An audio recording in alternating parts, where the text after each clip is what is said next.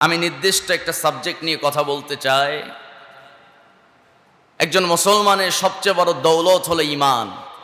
সবাইকে বলতে হবে সবচেয়ে বড় দৌলতের নাম কি? ঈমান। যার ঈমান আছে তার সব আছে। আপনার বাড়ি গাড়ি, ব্যাংক ব্যালেন্স, টাকা পয়সা সব আছে, ঈমান নাই, লাভ আছে? কথা কন, আছে? নাই। তাহলে সফল হতে হলে আমার ঈমান থাকতে হবে। যার ঈমান নাই সে সফল না। বিল গেটস, এরপরে ইলন মাস্ক, কত কোটি টাকার মালিক, কত মিলিয়ন ট্রিলিয়ন টাকার মালিক, তারা নিজেও জানে না। বিশ্বের সবচেয়ে বড় ধনী সে ইলন মাস্ক, সে কি সফল? কথা কয় না। তার অনেক টাকা আছে, কিন্তু সে কি সফল? সফল না। সফল কে? যার ঈমান আছে সেই সফল, ঠিক কিনা? সম্মানিত ভাইয়েরা, সেই ঈমান নামক বড় দৌলত আমার আপনার আছে না নাই? বলেন বলেন, আছে না নাই? কতটুকু আছে? কি রকম আছে? ঈমানটা দুর্বল নাকি মজবুত? আজকে আমরা কোরআনের আয়নায়, কোরআন নামক কিতাবের পাতায় পাতায় আমরা আমাদের ঈমান নিয়ে যাচাই করব। জোরে বলি ইনশাআল্লাহ। সম্মানিত বন্ধুগণ, ওযু ভঙ্গের কারণ কয়টা বলেন তো? ওযু ভঙ্গের কারণ কয়টা? 7টা। বলেন কয়টা? 7টা কারণ। এরপরে নামাজ ভঙ্গের কারণ কয়টা? 19টা। এই তো 19টা কারণ। নামাজ, যে কোনো একটা কাজ যদি হয়ে যায় নামাজ নষ্ট হয়ে যাবে। ওযু ভঙ্গের কারণ 7টা, ঈমান ভঙ্গের কারণ 10টা। কয়টা? 10টা। নরমালি আল্লাহ তাআলা পুরা কোরআন জুড়ে 10 পয়েন্টে আল্লাহ তাআলা মানুষকে জানাচ্ছেন যে ঈমান ভঙ্গের 10টা কারণ, যে কোনো একটা যদি কোনো বান্দার দ্বারা হয়ে যায় ঈমান নষ্ট হয়ে যাবে। জোরে বলি নাউযুবিল্লাহ। সম্মানিত ভাইয়া, আল্লাহ রাব্বুল আলামিন ঈমান ভঙ্গের কারণ জানায় দিতেছেন। 1 নম্বরে আল্লাহ রাব্বুল আলামিন কোরআনুল কারীমের 4 নম্বর সূরা নিসা 48 নম্বর আয়াত, আল্লাহ রাব্বুল আলামিন এই আয়াতের ভিতরে দারুণ সুন্দর করে বলছেন ঈমান ভঙ্গের 1 নম্বর কারণ হলো শিরক। সবাইকে ঠোঁট মিলায়া বলতে হবে ঈমান ভঙ্গের 1 নম্বর কারণ কি? আল্লাহ রাব্বুল আলামিন বলছেন, ইন্নাল্লাহা লা ইয়াগফিরু আন ইউশরাকা বিহি ওয়া ইয়াগফিরু মা দুনা যালিকা লিমান ইয়াশা ওয়া মান ইউশরিক বিল্লাহি ফাকাদ ইফতারা ইসমান আযীমা। জোরে বলুন আল্লাহু আকবার। আল্লাহ রাব্বুল আলামিন পৃথিবীর तमाम মানুষকে উদ্দেশ্য করে বলছেন, ও বান্দারা শোনো, ইন্নাল্লাহা লা ইয়াগফির, তোমাদের রব মহান আল্লাহ তাআলা তিনি ঘোষণা দিচ্ছেন লা ইয়াগফির, তিনি মাফ করবেন না। তিনি একটা গুনাহ শুধু মাফ করবেন না, সেই গুনাহটা হলো আইয়ুশরাকা বিহি ওয়া ইয়াগফির, শিরকের গুনাহ আল্লাহ মাফ করবেন না। শিরক হলো সবচেয়ে মারাত্মক জুলুম। আমি তো প্রায় লোকমান হাকিমের কথাটা টেনে আনি। শ্রেষ্ঠ পিতা, আদর্শ পিতা যদি কেউ থেকে থাকে পৃথিবী জুড়ে 1 নাম্বার শ্রেষ্ঠ পিতা হলো লোকমান হাকিম। সুবহানাল্লাহ। কোন নবী ছিলেন না, কোন রাসূল, বড় কোন বুজুর্গও ছিলেন না। লোকমান হাকিম কোন নবী না হওয়া সত্ত্বেও তার নামে আল্লাহ রাব্বুল আলামিন একটা সূরা নাযিল করে দিয়েছেন। সূরার নাম লোকমান, 21 নম্বর পারা, 10 নম্বর পৃষ্ঠা। লোকমান হাকিম এত শ্রেষ্ঠত্ব অর্জন করলো কেন? লোকমান হাকিম একজনই পিতা যিনি তার সন্তানকে প্রথম নসিহত করেছেন, ওয়া ইয ক্বালা লুকমানু লিবনিহি ওয়া হুয়া ইয়াইযুহু ইয়া বুনাইয়া লা তুশরিক বিল্লাহ ইন্নাশ শিরকা লাযুলমুন আযীম। জোরে বলি আল্লাহু আকবার। লোকমান হাকিম তিনি তার সন্তানদেরকে ডাকলেন, ডেকে বলছেন, হে বৎস শোনো, লা ইয়াগফির লা তুশরিক বিল্লাহ ইন্নাশ শিরকা লাযুলমুন আযীম। তোমরা খবরদার যা করো করো, কিন্তু আল্লাহর সঙ্গে শিরিক করো না। কারণ হলো ইন্নাশ শিরকা লাযুলমুন আযীম, আসমানের নিচে সবচেয়ে বড় মারাত্মক জুলুম, সবচেয়ে বড় অপরাধের নাম হলো শিরিক। ঠিক কিনা? আমার ভাইয়েরা, আমার বন্ধুগণ, এই শিরিক থেকে বেঁচে থাকতে হবে। যুগে যুগে প্রত্যেকটা নবী রাসূল, তিনি নবী রাসূলরা তারা তাদের উম্মতদেরকে প্রথম নসিহত করেছেন। আল্লাহ রাব্বুল আলামিন বলেন, ওয়ালাকাদ বাআসনা ফি কুল্লি উম্মাতির রাসূলান আন ইবুদুল্লাহা ওয়াজতানিবুত তাগুত। জোরে বলুন আল্লাহু আকবার। প্রত্যেক নবী রাসূল তারা তাদের উম্মতদেরকে বলেছে, আন ইবুদুল্লাহ, আল্লাহ ছাড়া কারো ইবাদত করা যাবে না, কারো দাসত্ব করা যাবে না, কারো হুকুম মানা যাবে না। যদি আল্লাহর জায়গায় কাউকে স্থান দিয়ে ফেলি, এটা শিরিক হয়ে যাবে। কার সাথে? আল্লাহর সাথে। আমার নবীর চাচা হযরত আবু তালিব কতই না সৎ একজন মানুষ ছিলেন। কাবাঘর দেখাশোনার দায়িত্ব তার ছিল, কিন্তু ওই কাবার ভিতরে মূর্তি ছিল 300 কয়টা? 60টা। আমার বন্ধুগণ, আমার ভাইয়েরা, ওই কাবা ঘরে ঘরটা আল্লাহ তাআলার, কিন্তু আল্লাহর ঘরে আল্লাহর ইবাদত চলতো না। মানুষ এতটাই নিচে নেমে গিয়েছিল, এতটাই অন্ধকারে নিমজ্জিত হয়ে গিয়েছিল, আল্লাহর ঘরে আল্লাহরে সিজদা না দিয়া ওই ঘরে 360টা মূর্তি ঢুকায় ওই মূর্তির পূজা চলতো। চোরে কন নাউজুবিল্লাহ। কিন্তু আবু তালিব সর্বদা তিনি রাসূলকে শেল্টার দিয়েছেন, আমার নবীকে সর্বোচ্চ সহযোগিতা করেছেন। আবু তালেবের তো জান্নাতে যাওয়ার কথা, কিন্তু না না না, আবু তালেব শুধুমাত্র একটা স্বীকৃতি না দেওয়ার কারণে জান্নাতে যাবেন না। সেই স্বীকৃতি সবাই বলেন, লা ইলাহা ইল্লাল্লাহু মুহাম্মাদুর রাসূলুল্লাহ সাল্লাল্লাহু।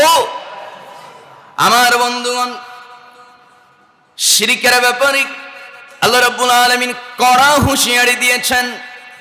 5 নম্বর সূরা মাইদা 72 নম্বর আয়াতের ভিতরে আল্লাহ রাব্বুল আলামিন বলছেন, ইন্নাহু মান ইউশরিক বিল্লাহি ফাকাদ হারামাল্লাহু আলাইহিল জান্নাহ ওয়া মাওয়াহুন নার ওয়া মা লিয-যালিমিনা মিন আনসার। জোরে বলি আল্লাহু আকবার। আমার নবীকে উদ্দেশ্য করে যখন এই আয়াত নাযিল করা হলো, নবীজি দারুল আরকামে আমার নবী বসা অবস্থায়, আমার বন্ধুগণ এই আয়াতটা নাযিল হয়েছিল, সাহাবীরা দেখতে পেতেছেন নবীর চেহারা দিয়ে শুধু ঘাম ঝরতেছে। আমার বন্ধুগণ, কোরআন নাযিলের একটা আবির্ভাব, একটা লক্ষণ হলো নবীজির শরীর থেকে ঘাম ঝরত। শুধু তাই না, আমার ভাইয়েরা, আমার নবী দারুল আরকামে বসা এমন সময় সাহাবায়ে কেরাম লক্ষ্য করলেন নবীজির শরীর থেকে ঘাম ঝরতেছে ঠিক, কিন্তু নবীর চোখ দিয়া টপ টপ করে পানি ঝরতেছিল। আল্লাহু আকবার। সাহাবীরা জিজ্ঞেস করলেন, ইয়া রাসূলুল্লাহ, আপনি এমন করে কান্না করছেন নীরবে নিভৃতে, আমরা তো দেখতে পেতেছি আপনার চোখ দিয়ে পানি ঝরতেছে, আপনি কান্না করছেন, কারণটা কি দয়া করে বলুন। নবীজি বলেন, এই মাত্র আয়াত নাযিল হলো, আল্লাহ তাআলা বলছেন, ইন্নাহু মান ইউশরিক বিল্লাহি ফাকাদ হারামাল্লাহু আলাইহিল জান্নাহ ওয়া মাওয়াহুন নার। আল্লাহ তাআলা আমাকে জানায় দিয়েছে, কেউ যদি শিরক করে ফেলে, কেউ যদি শিরকে নিমজ্জিত হয়ে যায়, মহান রব্বুল আলামিন বলেন, ফাকাদ হারামাল্লাহু আলাইহিল জান্নাহ, আমি আল্লাহ তার জন্য জান্নাতকে হারাম করে দিলাম। নাউজুবিল্লাহ। ওয়া মাওয়াহুন নার, জাহান্নামের আগুন আমি তার জন্য নির্ধারণ করে ফেললাম। ওয়া মা লিয-যালিমিনা মিন আনসার, শিরককারী তো সবচেয়ে বড় জালেম, তাদের কেমন কে আছে আনসার, কে আছে এমন যে তাদেরকে সাহায্য করতে পারে। এক কথায় আমি নরমালি শুধু 10টা পয়েন্ট বলে যাব। আমার বন্ধুগণ, এক কথায় আমাদেরকে সতর্ক থাকতে হবে কোনোভাবেই যেন আল্লাহর সঙ্গে শিরিক না হয়ে যায়, ঠিক কি না?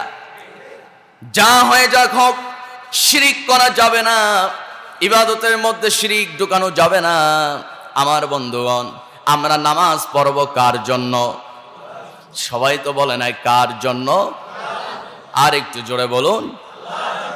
রোজা রাখবো কার জন্য?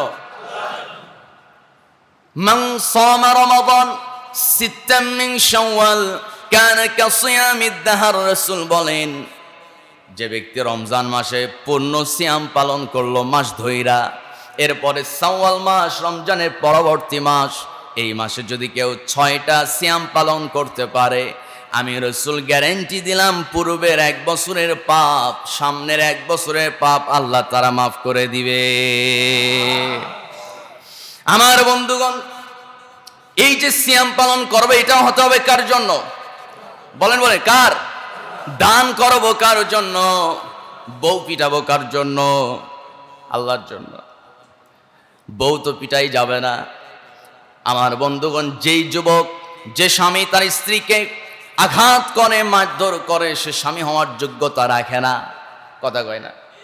যারা ঠিক বলে না, বুঝবো একটু ওই কাজে মনে হয় আপনিও সম্পৃক্ত হয়ে পড়েছেন। সম্মানিত, রাসূল কি কোনোদিন নিজের বিবিকে মারছে? কথা কয় না? মারছে নাকি? মারে নাই। বিবিকে ভালোবাসবেন। যে স্বামী তার স্ত্রীর সঙ্গে সুন্দর সম্পর্ক বজায় রাখতে পারবে মৃত্যুর আগ পর্যন্ত, ওই স্বামীর জান্নাতে যাওয়া সহজ হয়ে যাবে। সুবহানাল্লাহ মুখে নাই, আরো জোরে বলি সুবহানাল্লাহ। হুজুর কোন জ্বালায় আছি আপনি তো জানেন না নাকি?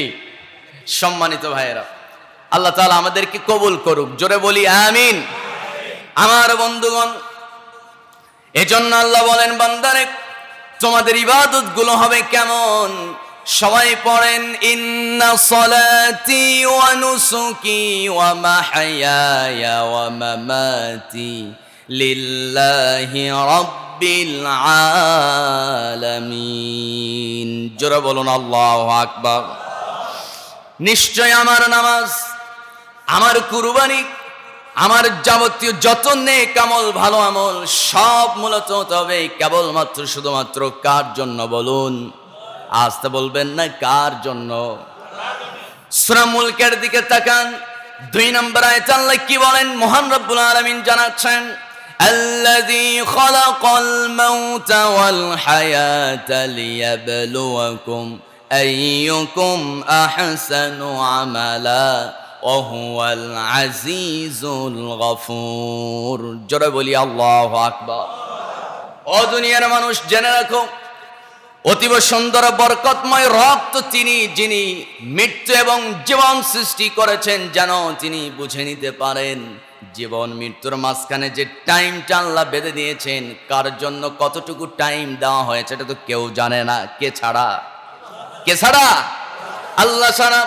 আল্লাহ বলেন, এই জীবন মৃত্যুর মাঝখানে যে সময়টা আমি বেঁধে দিয়েছি, বান্দা আমি দেখতে চাই এই সময়ের ভিতরে আহসানু আমালা, আহসান মানে সুন্দর, আহসান মানে অতি ভালো, সবচাইতে সুন্দর এবং অতি ভালো আমল, ভালো কাজ কোন কোন বান্দা করতে পারে, ভালো ভালো কাজগুলো করে আমার বান্দা আমার সামনে হাজির হবে, আর এই ভালো কাজের পুরস্কার আমি তাকে জান্নাত দিয়ে দেব।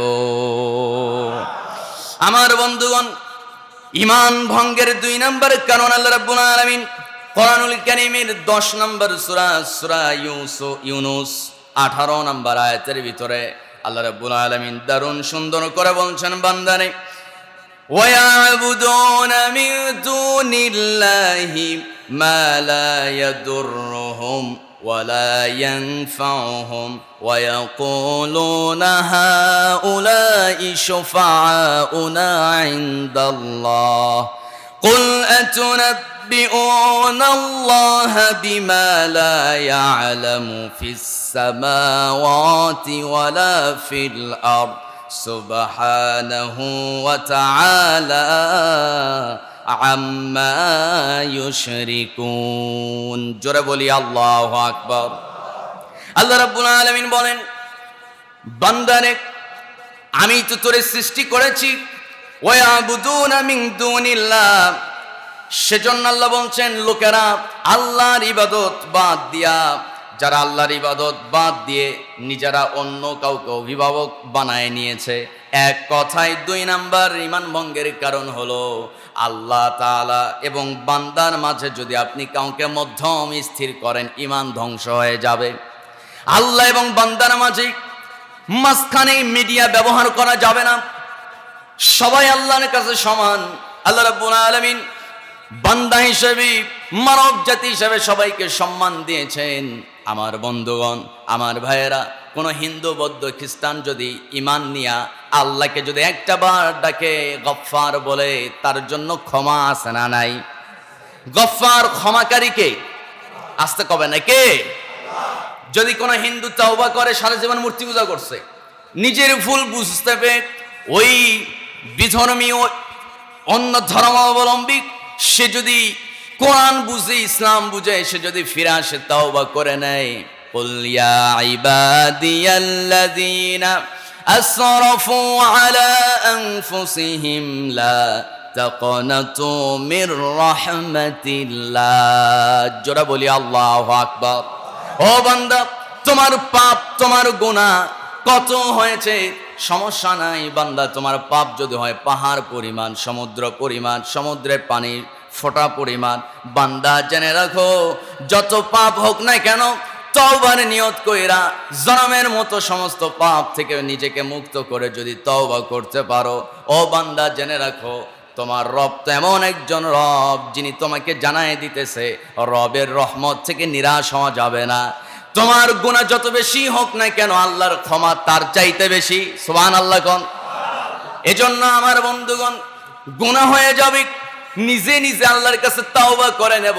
নিজে নিজে গভীর রাতে আপনি যদি একাকী, একনিষ্ঠভাবে, নীরবে নিবৃতে যদি আপনি আল্লাহর কাছে তওবা করেন, আল্লাহর কাছে মাফ চান ধ্যানে মগ্ন হয়ে, আল্লাহ আপনার তওবা কবুল করে নিবে। কিন্তু কিছু কিছু জায়গায় সিস্টেম আছে, জামাতবদ্ধ হয় অমুক পীর, তমুক মুফতি, তমুক খতিব সাহেব, তার কাছে তওবা না করলে ওনার তওবা সই হয় না।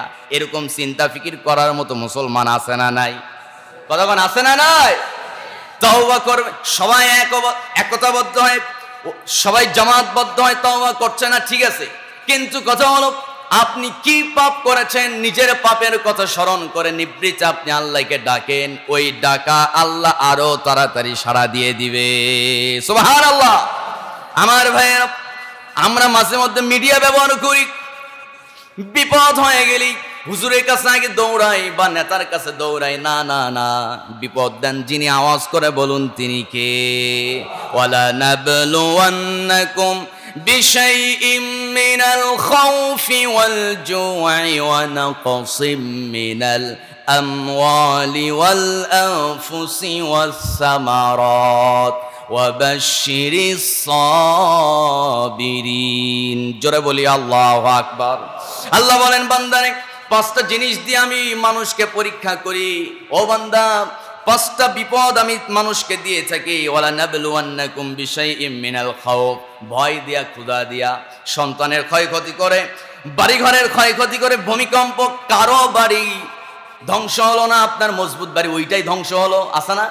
কথা কয় না? আছে না নাই?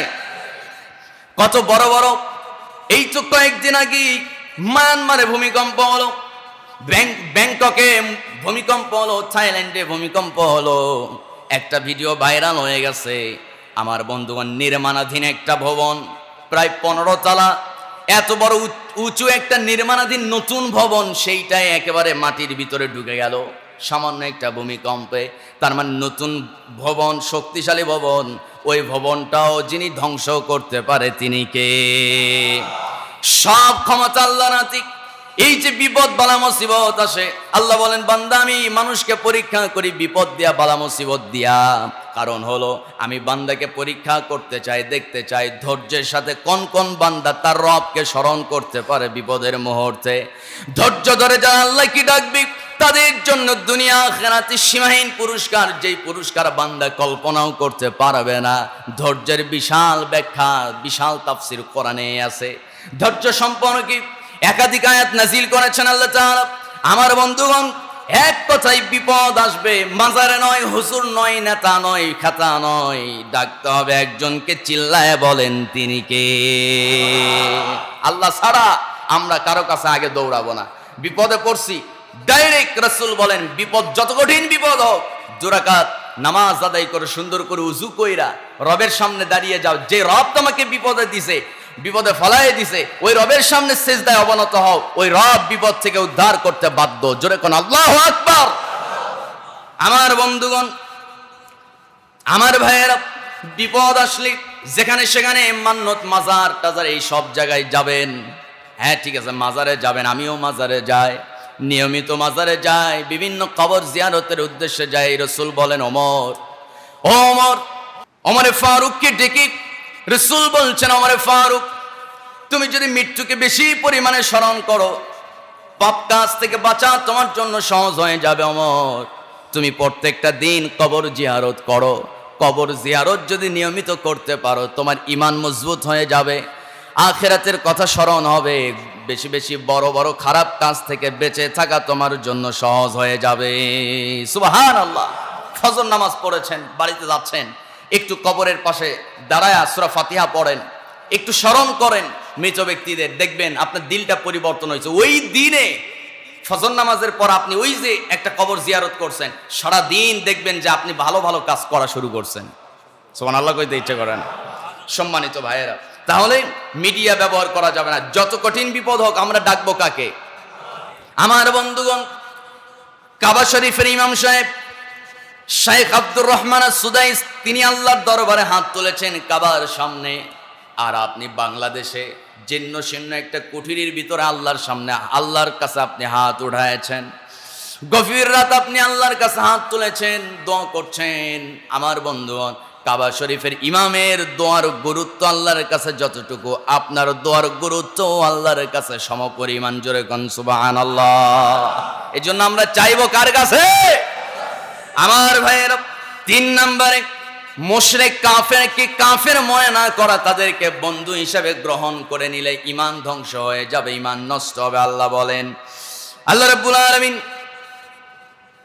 3 নম্বরে জানাই দিয়েছে, কাফেরকে কাফের মনে না করা, মুশরিককে মুশরিক মনে না করা, তাদেরকে বন্ধু হিসেবে গ্রহণ করলেন তো আপনার ঈমান নষ্ট হয়ে যাবে। কাফের কখনো ঈমানদারের বন্ধু হতে পারে না। ঈমানদারের বন্ধু ঈমানদার। কথাটা কার? আসতে বলো, কথাটা কার? আমার ভাইয়ের নবী, আমার নবী সাল্লাল্লাহু আলাইহি ওয়াসাল্লাম 4 নম্বর, রাসূল সাল্লাল্লাহু আলাইহি ওয়াসাল্লামের বিচার ব্যবস্থা, এরপরে তার বিধান। যদি কেউ আন্তরিকভাবে, যদি কেউ এটাকে পছন্দ করতে না পারে, তার ঈমানও ধ্বংস হয়ে যাবে। আমার বন্ধুগণ, মহান রব্বুল আলামিন কোরআনুল কারীমের ভিতরে এই ব্যাপারে দারুণ সুন্দর করে জানাই দিতেছে, নবীর বিচার ব্যবস্থা কেউ যদি না মানে, নবীজির সংবিধান, এটার নবীজির সংবিধানের কাছে অন্য কোনো ব্যক্তির সংবিধান যদি কেউ পছন্দ করে, ঈমান নষ্ট হয়ে যাবে। আলাম তারা ইলাল্লাযীনা ইয়াযুমুনা আন্নাহুম আমানু বিমা উনজিলা ইলাইকা ওয়া মা উনজিলা মিন ক্বাবলিক يريدون أن يتحاكموا إلى الطاغوت وقد أمروا أن يكفروا به ويريد الشيطان أن يضلهم ضلالا بعيدا জোরে বলি আল্লাহু আকবার। আমার বন্ধুগণ, আল্লাহ রাব্বুল আলামিন স্পষ্টভাবে জানাই দিতেছে, হে রাসূল, আপনার ডানে বামে সামনে পেছনে এবং আপনার পরবর্তী প্রজন্ম কিছু আসবে, আপনার উম্মত, এই লোকগুলো আপনার সংবিধান মনে প্রাণে তারা পছন্দ করবে না, ঘৃণা করবে, এটাকে অস্বীকার করবে, নিজেরা নিজেদের মন গড়া আইন তারা চালু করে দেবে। এই কাজ যদি করে ঈমান নষ্ট হয়ে যাবে। 5 নম্বরে ইসলামের কোন বিধানকে কেউ যদি আন্তরিকভাবে কোরআনের বিধানকে কেউ যদি অপছন্দ করে তারও ঈমান নষ্ট হয়ে যাবে। একজন সাহাবী নবীর কাছে গেলেন, ইয়া রাসূলুল্লাহ, এই ইহুদির বিরুদ্ধে আপনার দরবারে মামলা করলাম, বিচার করেন। দুজনের প্রমাণ, দুজনের কথা, দুজনের জবানবন্দি না হলো।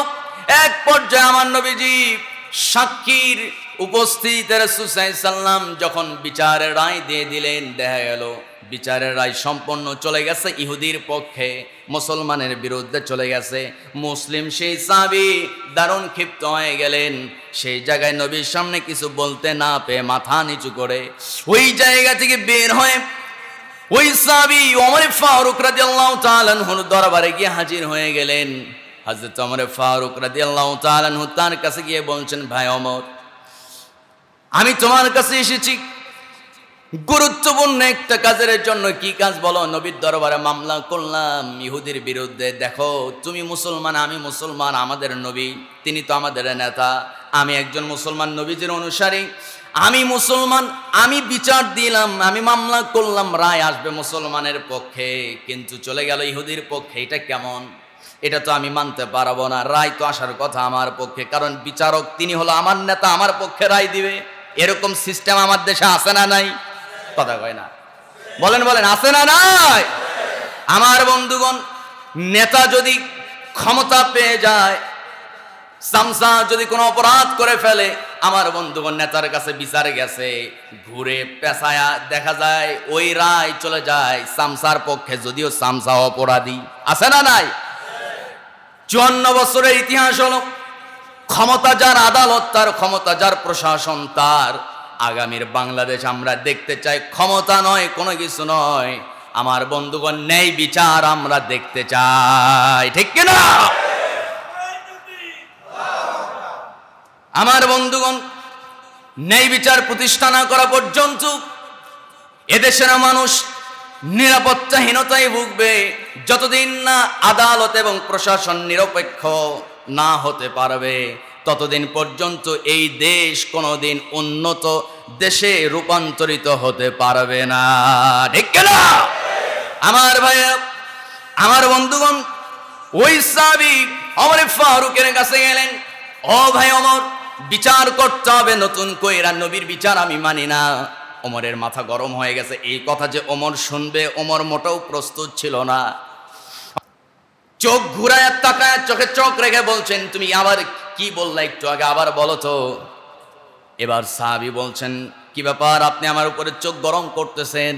আমি তো ন্যায্য কথাই বলতেছি, আমি নবীর বিচার মানি না, তুমি সুন্দর করে বিচার করো, তোমার বিচার অনেক ভালো। হযরত ওমর ফারুক মনে মনে চিন্তা করতেছেন, তুই নবীর বিরুদ্ধে আমার কাছে কথা বলিস, আবার আমার পামো দেশ, আমার বিচার নাকি ভালো? আবার জিজ্ঞেস করলেন, সত্যি হৃদয় থেকে মন থেকে বলো, চিন্তা করে বলো, একটু চিন্তা ভাবনা করে বলো, নবীর বিচার কি তুমি আসলেই মানো না নাকি? ওই সাহাবী বলছেন, এটা নতুন করে বলার কি দরকার, এত শোনার কি দরকার, এত অভিমান করছো কেন? আমি তো বলতেছি নবীর বিচার আমি মানি না, তুমি সুন্দর করে বিচার করো যেন রায়টা আমার পক্ষে আসে। ঠিক আছে, তাহলে একটু অপেক্ষা করো। ঘরের ভিতরে গেছে, কোষবদ্ধ তরবারি কোষমুক্ত করে বাইরে বের হয়ে ওই সাহাবীকে আবার লাস্ট বারের মতো জিজ্ঞেস করলেন, তুমি কি নবীর বিচার মানো না নাকি? সাহাবী বলছেন, না মানি না।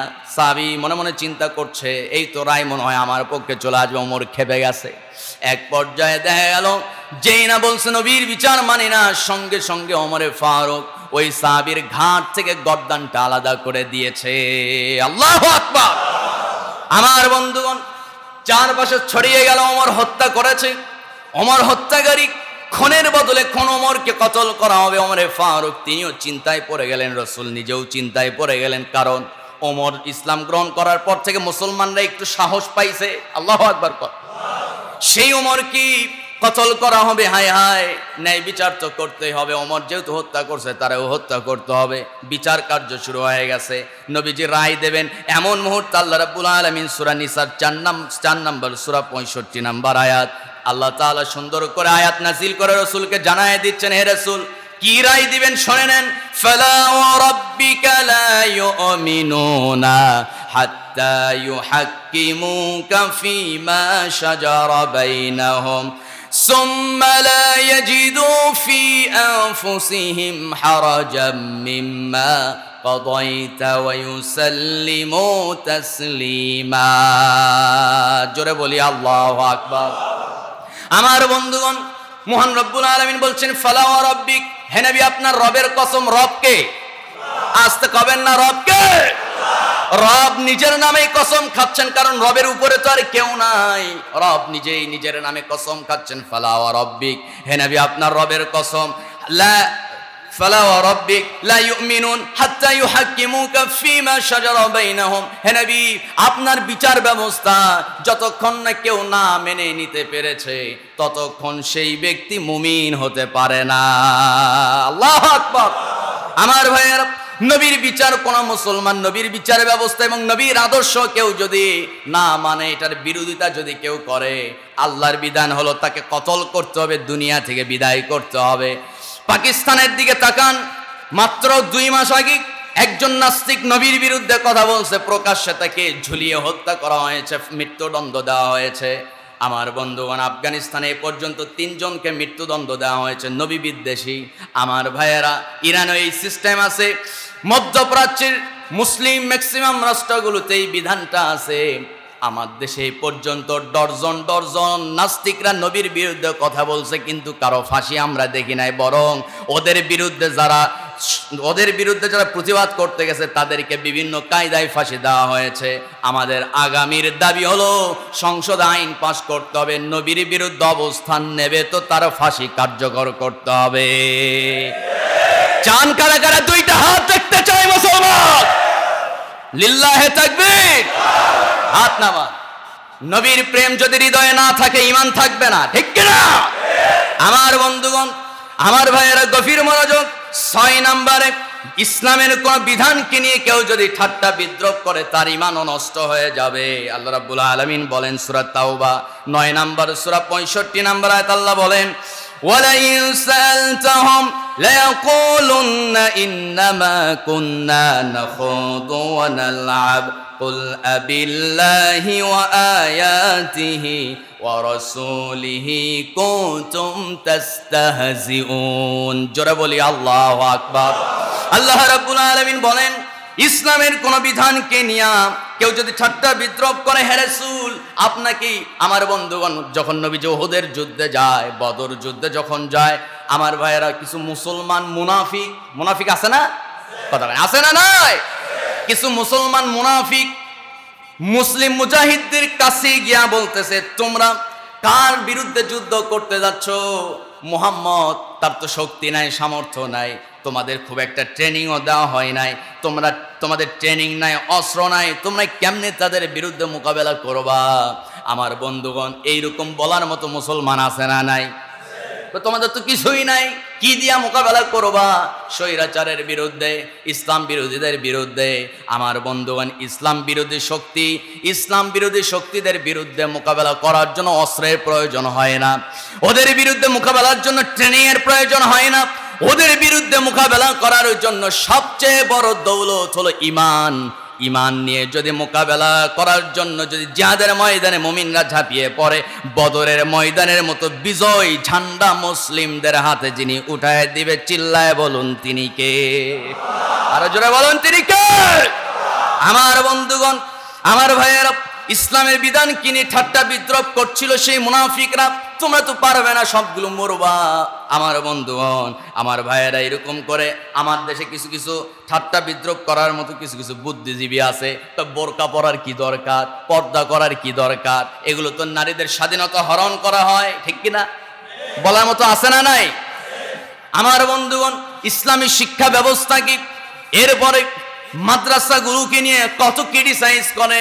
আমার বন্ধুগণ, আমার ভাইয়েরা, এই সমস্ত ক্রিটিসাইজ যারা করে, ইসলামের বিধানকে নিয়ে কেউ যদি ঠাট্টা বিদ্রূপ করে, আল্লাহ বলেন ডাইরেক্ট তাদের ঈমান নামক দৌলত নষ্ট হয়ে যাবে, ঠিক কিনা?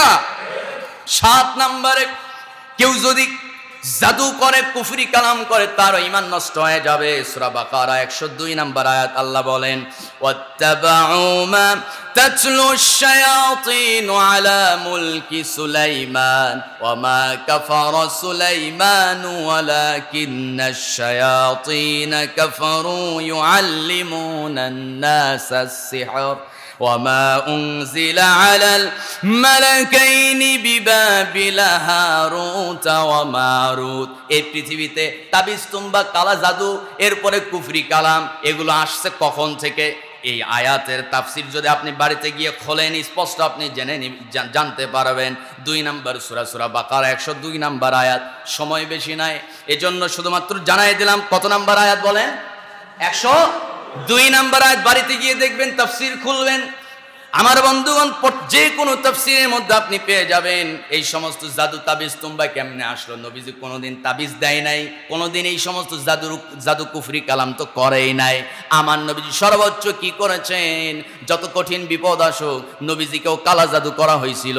এজন্য আল্লাহ রাব্বুল আলামিন 1-2টা সূরা নাজিল করেছেন, সূরা ফালাক নাস। সূরা ফালাক নাসের আমল করবে তো সব জাদু টোনা যারাই বান মারুক, যাই করুক, সব ধ্বংস হয়ে যাবে। সুবহানাল্লাহ। আমার বন্ধুগণ, যত কঠিন অসুস্থতায় পড়ে যান না কেন, শুধুমাত্র সূরা ফাতিহা পড়েন। আর একটা আয়াত আছে, ওয়ানুনাজ্জিলু মিনাল কুরআন মা হুয়া শিফাউন ওয়া হুদান ওয়া রাহমাতুল লিল আলামিন। এই আয়াতটা পড়ে ফু দেন, দেখবেন আল্লাহ তাআলার পক্ষ থেকে আপনার জন্য রোগ থেকে আরোগ্য হয়ে যাবে। জোরে কোন সুবহানাল্লাহ। আমার বন্ধুগণ, 8 নম্বরে, ইসলামের বিপক্ষে কাফিরদেরকে কেউ যদি সাহায্য করে, তারও ঈমান নষ্ট হয়ে যাবে। ইয়া আইয়ুহাল্লাযীনা আমানু লা তাত্তাখিযু আবাআকুম ওয়া ইখওয়ানাকুম আউলিয়া ইন ইসতাহাব্বুল কুফরা আলাল ঈমান। জোরে বলি আল্লাহু আকবার। কাফিরদেরকে বন্ধু হিসেবে গ্রহণ করো না। ইসলামের বিরুদ্ধে কাফের মুশরিকদেরকে সাহায্য করার মতো মুসলমান আমার দেশে আছে না নাই? কথা কয় না, আছে না নাই? ওরা তো পালাইছে। যারা এতদিন দিল্লির দাদাবাবু মুশরিকদেরকে যারা সাহায্য করতো, ওরা তো এতদিন গেছে। এখন আবার গোপনেও একটা মিশন আছে, তারা কাজ করে যাচ্ছে ভারতকে সাহায্য করার। আছে না নাই? কথা কয় না, আছে না নাই? এক কথায় কাফের মুশরিকদের যে কোনো উপায় আপনি সাহায্য করবেন, সহযোগিতা করবেন ইসলামের বিরুদ্ধে। ইসলামের বিরুদ্ধে তারা ষড়যন্ত্র করতেছে, আর তাদেরকে সাহায্য করবেন, ঈমান শেষ হয়ে যাবে। 9 নম্বরে, কাউকে দিন বা শরীয়তের ঊর্ধ্বে মনে করা। অনেক মুরিদ আছে, অনেক ভক্ত আছে হুজুরের, অনেক মুফাসসির, অনেক হুজুরের ভক্ত আছে। হুজুর যা বলছে তাই ঠিক, হুজুর যেটা বলছে ওটা কোরআন হাদিস গবেষণা করে নিজে একটু যাচাই বাছাই করে না। ও অমুক হুজুরের আমি ভক্ত, হুজুর যা বলছে তাই ঠিক, এরকম বলার মতো আছে না নাই? কিন্তু আমাদেরকে যাচাই করতে হবে, অনুসন্ধান করতে হবে। তারাকতু ফীকুম আমরাইন লান তাদিল্লু মা তামাসসাকতুম বিহিমা কিতাবাল্লাহ সুন্নাত রাসূলিল্লাহ। নবীজি মৃত্যুর আগে বিদায় হজের ভাষণে আমার নবীজি লাস্ট কথা ছিল, ততক্ষণ পর্যন্ত তোমরা পথভ্রষ্ট হতে পারবে না যতক্ষণ 2টা জিনিস আঁকড়ে ধরতে পারবে। এক হলো কার কিতাব? আসতে বলবেন না, কার কিতাব? আল্লাহর কিতাব। 2 নাম্বার নবীজির সুন্নাহ, নবীর হাদিস। হাদিস সিয়াসতের হাদিসগুলো আপনি যে কোনোভাবে আপনি পাবেন। বাংলা পিডিএফ পাবেন, বাংলা কিতাবও আছে, অনুবাদ আছে। আপনি এগুলো পড়েও আপনি অনুসন্ধান করতে পারেন। আমার বন্ধুগণ, 10 নম্বরে, দিন এবং ইসলাম থেকে কেউ যদি মুখ ফিরায় নেয়, তারও ঈমান নষ্ট হয়ে যাবে। অনেক লোক আছে নামাজের কথা বললেই মুখ ফিরায় নেয়। আছে না নাই বলেন? বলে প্যান্ট খারাপ, জামা খারাপ, নাপাক হয়ে গেছে হুজুর, এই মুহূর্তে নামাজে যাওয়া যাবে না। আরে ভাই, রাসূল বলেন যে লোকটা যে অবস্থায় মারা যাবে হাসরের ময়দানে, ওই অবস্থায় তাকে উঠানো হবে। আপনি আজকে নাপাক আছেন, নাপাক অবস্থায় যদি মারাই যান, ওই অবস্থায় হাসরের ময়দানে যিনি উঠাবে তিনি কে? সাহাবীরা খুব সতর্ক থাকতো। উজু গেলেই উজু করতো। ফরজ গোসল হওয়া মাত্র, ফরজ গোসল তার উপরে ফরজ হওয়া মাত্র সঙ্গে সঙ্গে মুহূর্তের মধ্যে গোসল করত, কাল বিলম্ব করতো না। কারণ যদি মৃত্যু হয়ে যায়, খুব ভীত সন্ত্রস্ত ছিল। কারণ তাদের ইচ্ছা ছিল আমরা নেককার হয়ে পবিত্র অবস্থায়, পবিত্রতা অর্জন করা অবস্থায় আমরা মরব, পবিত্র অবস্থায় আল্লাহর সামনে তাহলে উঠতে পারবো। সুবহানাল্লাহ। এই জন্য সবসময় যারা পবিত্র থাকে তাদের দিলটাও পবিত্র আল্লাহ করে দিবেন। জোরে কোন সুবহানাল্লাহ। আল্লাহ তাআলা আমাদের সবাইকে ঈমান ভঙ্গের এই 10টি কারণ যথাযথভাবে আমাদেরকে পালন করার তৌফিক দান করুক। জোরে বলি আমিন। হাদা মা ইনদি ওয়াল ইলমু ইনদাল্লাহ আলাইহি তাওয়াক্কালতু ওয়া ইলাইহি উনীব। আসসালামু আলাইকুম ওয়া রাহমাতুল্লাহি ওয়া বারাকাতুহু।